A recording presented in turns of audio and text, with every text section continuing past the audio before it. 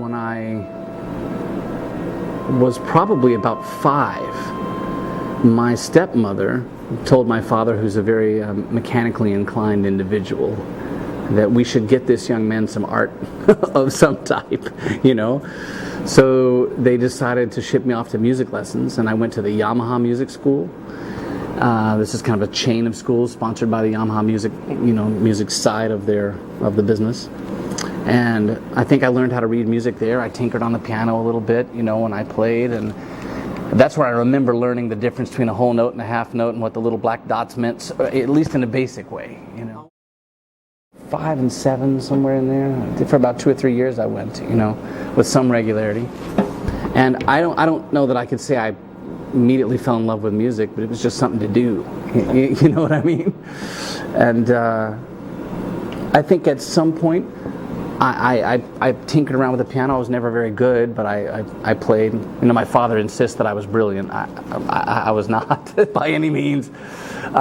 But sometime, I think when I was in the 6th grade, I remember hearing over the speakers, the principal comes up, anybody wants to be in the band, come out of the band room right now.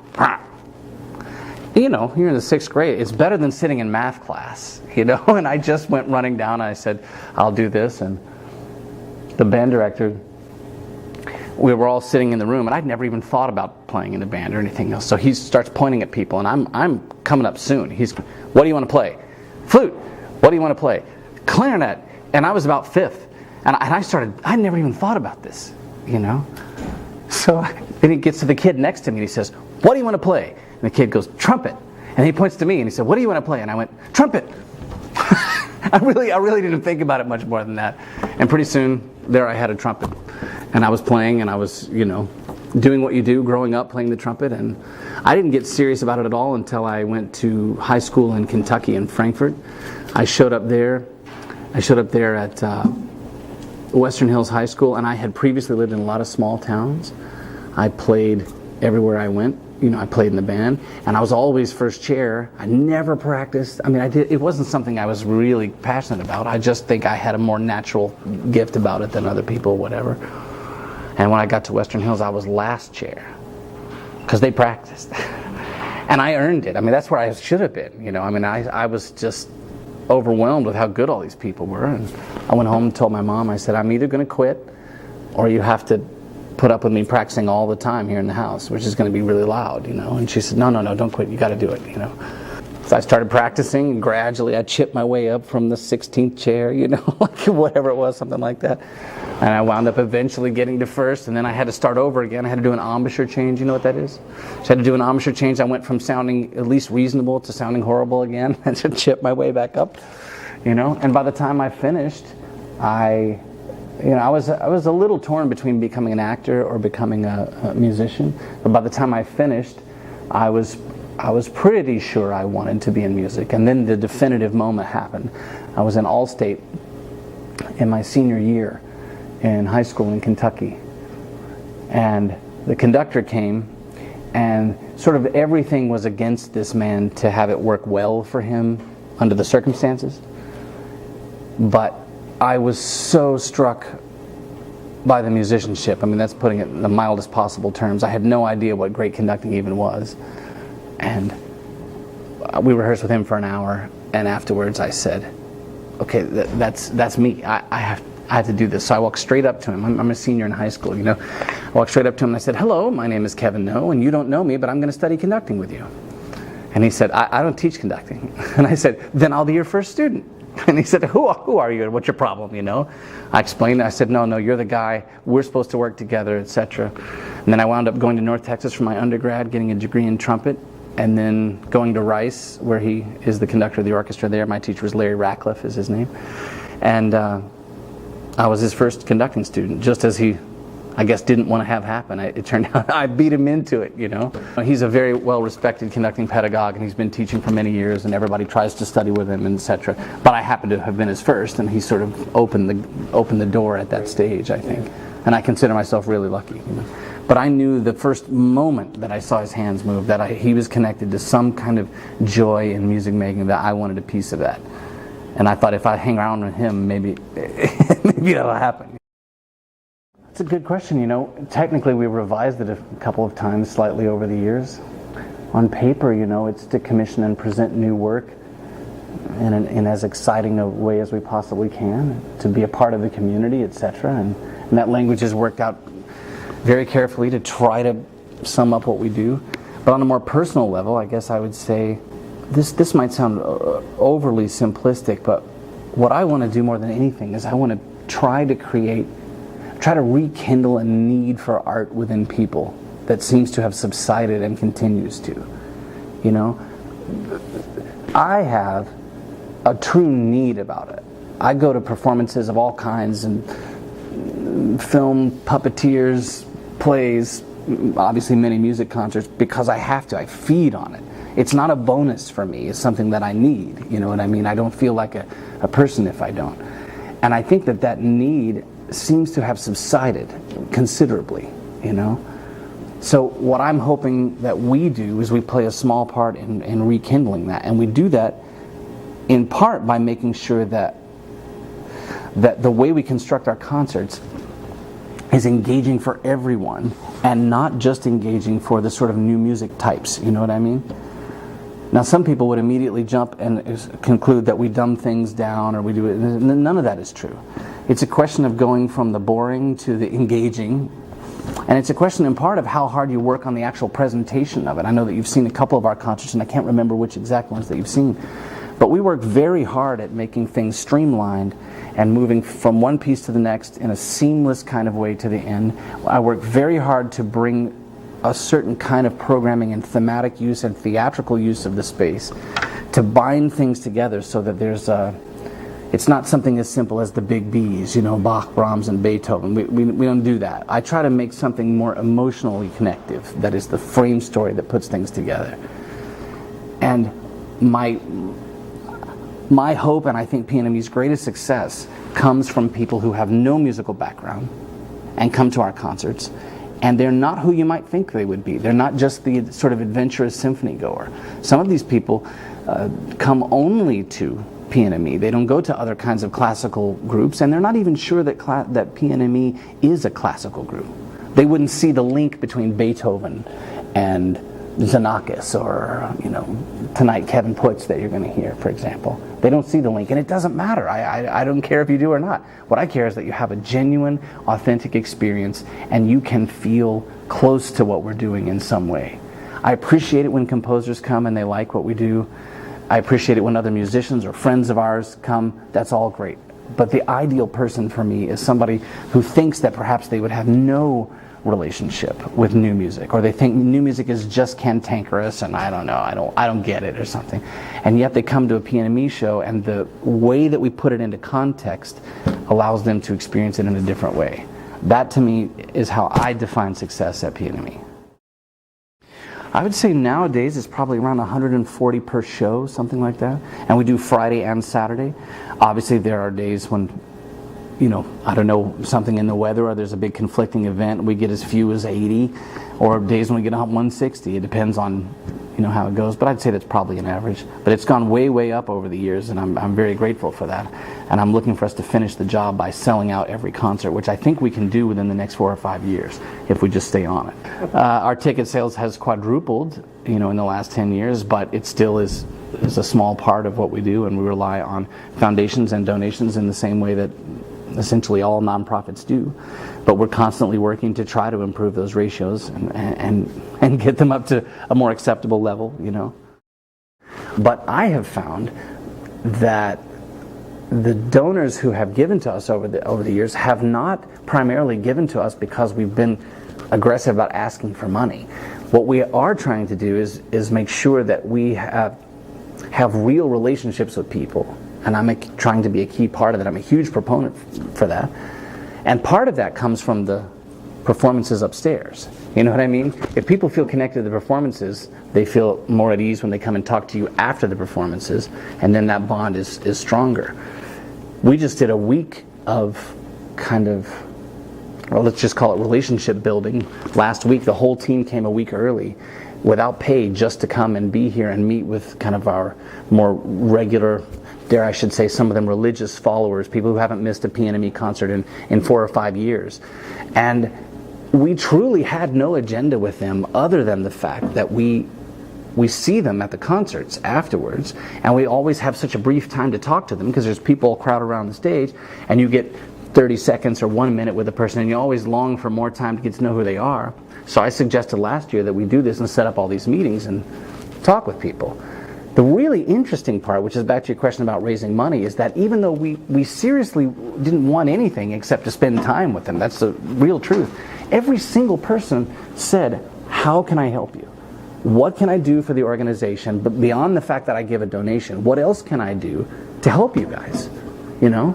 So I think in many ways, establishing a relationship as a person and through the art makes that much easier than going out and asking for money. You know, I'm not saying they'll throw it at you. I'm just saying, you know what I mean? I'm saying it starts with relationships. And again, that speaks to kind of what I'm talking about, the way we put the concerts together. I feel like it's a much more personal thing. We had a young person here last night watching the dress rehearsal, and afterwards he walked outside and he says, Kevin, you guys make me feel comfortable being here.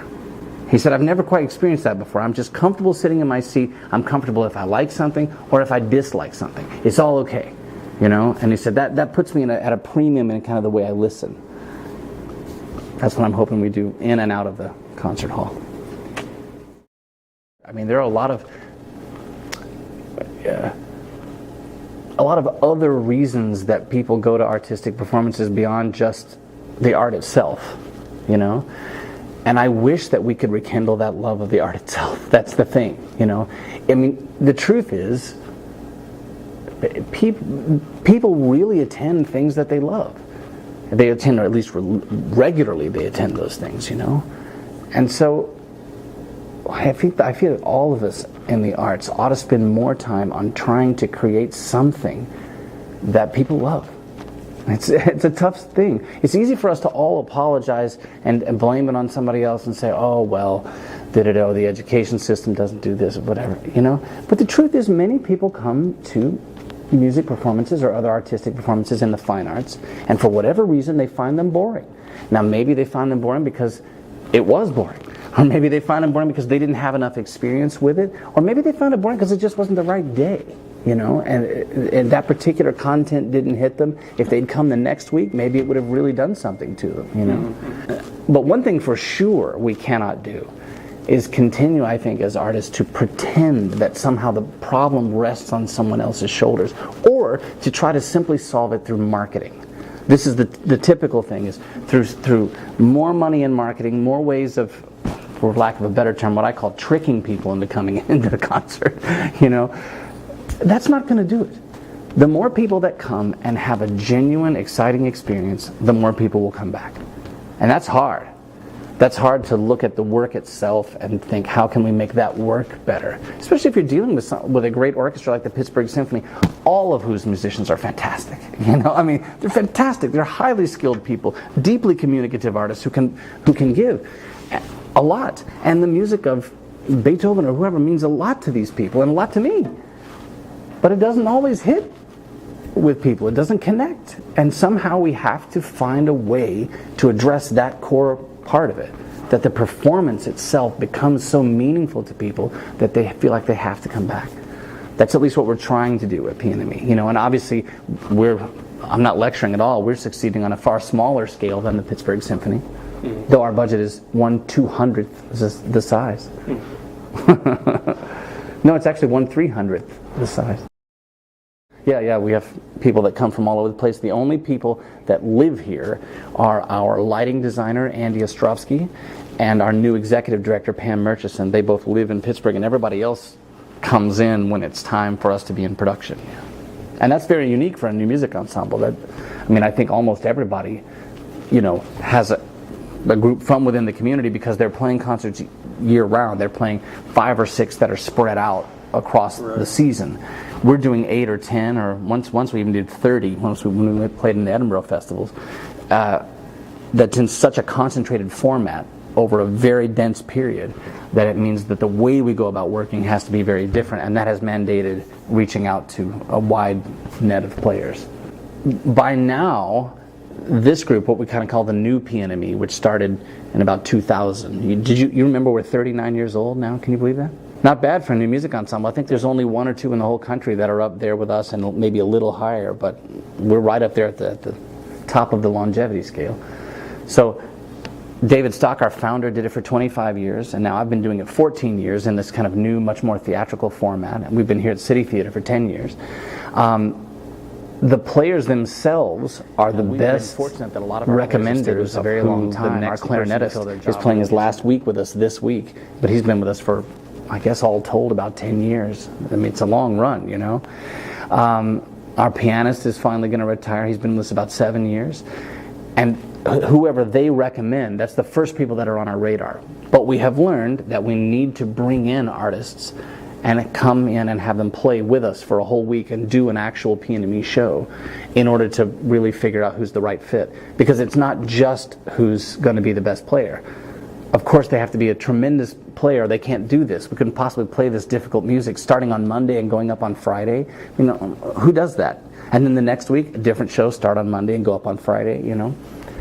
So you have to be, I mean, a true badass, you know, like as a player. But you also have to be the right human. And given what we do at PNME, you have to especially be a person who can see outside your own immediate seating area. We do a lot of things that are inconvenient for the performers, but that are great for reaching out to the audience, you know what I mean? So this is definitely a non-comfort zone job for these musicians. It stretches them in ways that it's not always easy, you know? But we've also connected with people in a way that I think has paid them back and made them feel really rewarded by what they've done. You know? No, in fact, I think that's one of PNME's strengths, is that we have resisted the temptation to have a certain kind of category of music that we program or deal with. And I think in part it's because of the way we put things together and we blend the arts and we have other kinds of media going on and things. I think that's really made a big difference. But no, there's nothing I would rule out. Okay, well, Kevin Putz, who you're going to hear tonight, that's a person who I know well, consider him a good friend, and we commissioned him for a magnificent piece when I first started with the organization called Einstein on Mercer Street that I'm incredibly proud of, that we were a part of that and we recorded it, and now the piece gets done a lot, and it should. I've done it maybe 3 or 4 times, and every time we've done it here or I've done it with students in other places, and the audience is really quite touched by the work. That was his only vocal work, as I understand it, until he got the commission from Minnesota Opera to write Silent Night. Now he's won the Pulitzer Prize. So that's kind of the place that PNME falls in, you know. So he's on the list. My dear friend Kieran McMillan, a Canadian composer, he's featured on the last week of the series in this performance we call Drunken Moon, which is a mashup between his piece called Drunken Moon and Pierrot Lunaire, which are put together to make one work. Mozart, I think every time I study Mozart, I become a better musician.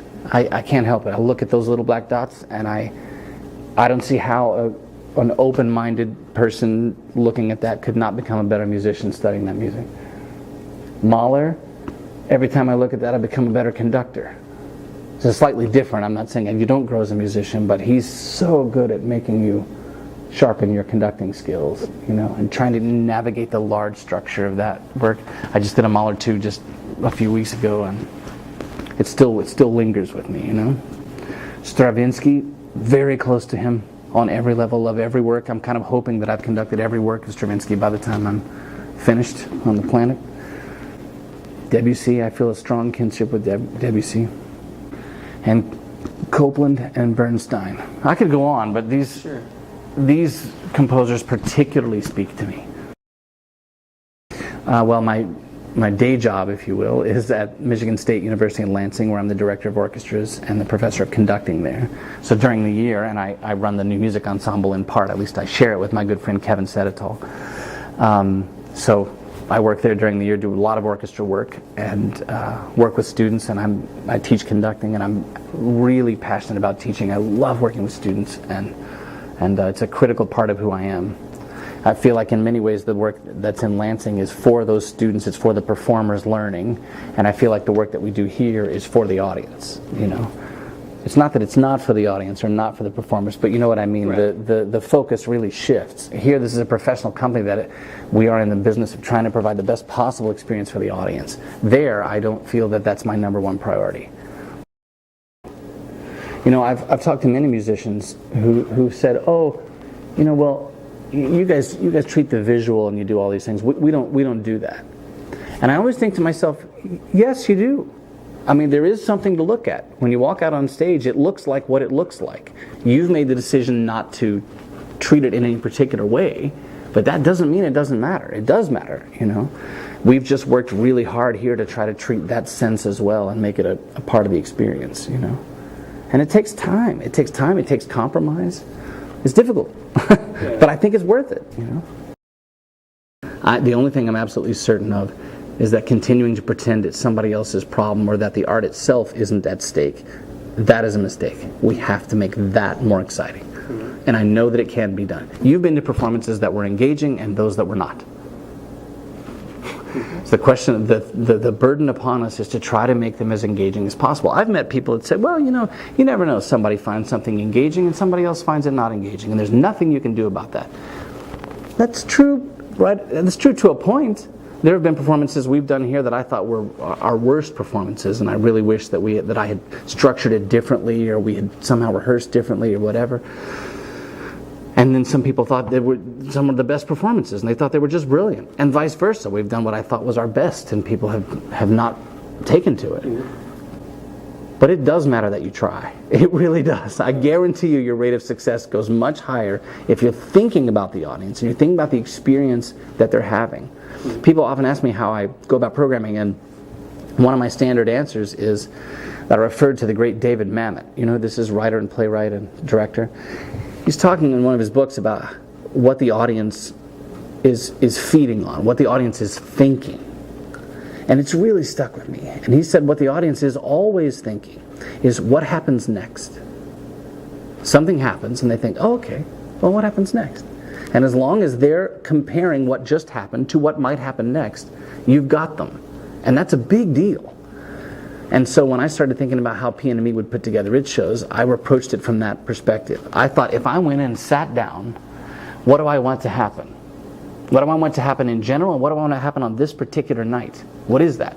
Do the lights come down? Why do they come down? Do they not come down? Do they blink? Does somebody talk? Does somebody not talk? Does music just start? If music starts, do you see the players playing it, or does it start off stage? Does it start and stop quickly? Do you have to play all the way to the end of something? Once you finish a long piece, do you follow that with another long piece? Or do you bring out a juggler? I just tried to think in each case, what would I want to have happen next? What is the next step? What is the next experience, you know? And that can be incredibly useful, rather than just programming by the numbers and saying, we're doing an overture, followed by a concerto, and then a big symphony. You know, I heard somebody was talking about Cecil Taylor said, we prepare for the performance, so you should prepare for the performance.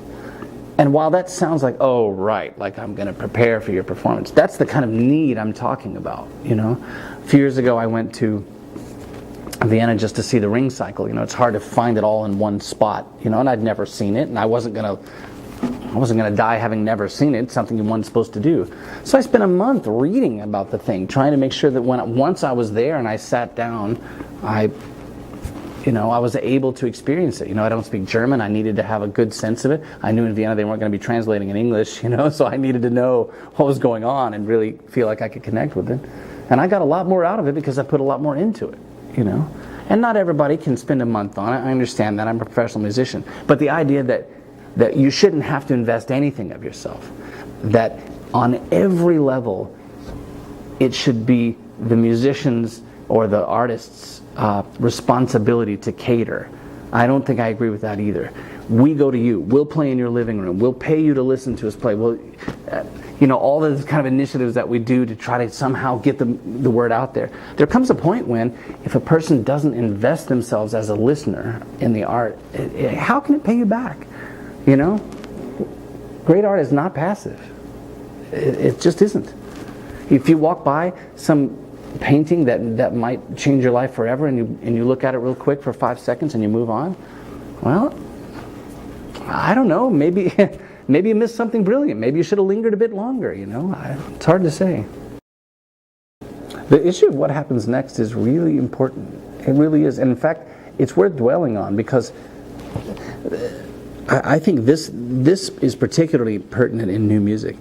If the audience is going to be hooked into the idea of what happens next, they have to have understood what happened just then. In other words, they have to understand the units of construction, for lack of a better term. In Beethoven 5, it's a very simple structure. You have ba ba ba be. That's one thing, and you understand that it's one thing because it goes ba ba ba be, and then it goes ba ba ba ba, and you think, oh, and you compare the one to the other, and then the two make a little unit, and that means something more to you than the sum of its parts. And then it goes faster, and then you're comparing that to what happened earlier. But the point is, you understand what happened earlier, and then you follow the next thing that occurs based on your understanding of the first bit of material. So in film, I use this example a lot. In film, if you imagine an empty room, there's just a door, and the first shot, you see a shot of the door, nobody in the room, and then the door opens and a man comes in. He's wearing a dark suit, dark brim hat, little tie. He's carrying a briefcase. He walks into the center of the room by himself, stops, puts the briefcase down, takes his hand off. He looks back down at the briefcase, starts to reach to take the briefcase, puts his hand back up, and then just looks at the camera. Then we cut to a girl in a park with a dog, and she's playing with the dog.